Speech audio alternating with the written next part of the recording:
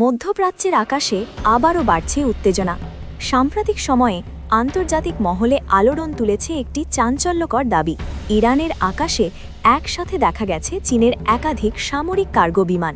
সংখ্যা নিয়ে মতভেদ থাকলেও সামাজিক যোগাযোগ মাধ্যমে বলা হচ্ছে এই সংখ্যা ছিল প্রায় 16টি।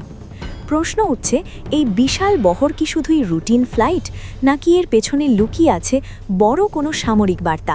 চীন ও ইরানের সম্পর্ক নতুন কিছু নয়, বহু বছর ধরেই এই দুই দেশ কৌশলগত অংশীদার। যখনই পশ্চিমা শক্তির চাপ বেড়েছে, তখনই বেজিংকে দেখা গেছে তেহরানের পাশে দাঁড়াতে।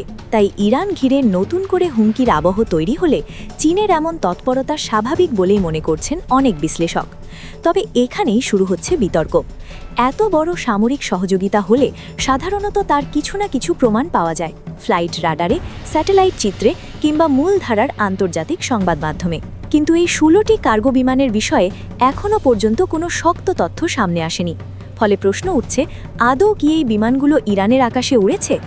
বিশেষজ্ঞদের একাংশ বলছেন, সামাজিক যোগাযোগ মাধ্যম এক্সকে ছড়িয়ে পড়া এসব দাবি আসলে অতিরঞ্জিত গুজবও হতে পারে।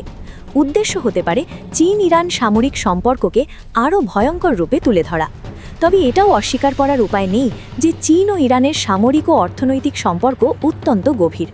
অতীতে ইরান ইসরায়েল সংঘাতের পর তেহরানের সামরিক সক্ষমতা পুনর্গঠনে চীন গুরুত্বপূর্ণ ভূমিকা রেখেছিল, এমন খবর আন্তর্জাতিক মহলেও আলোচিত হয়।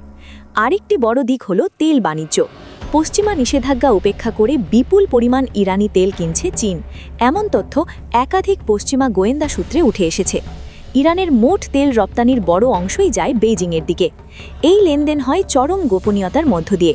ছদ্মবেশী ট্যাঙ্কার, বন্ধ ট্র্যাকিং সিগন্যাল সবই ব্যবহৃত হয়।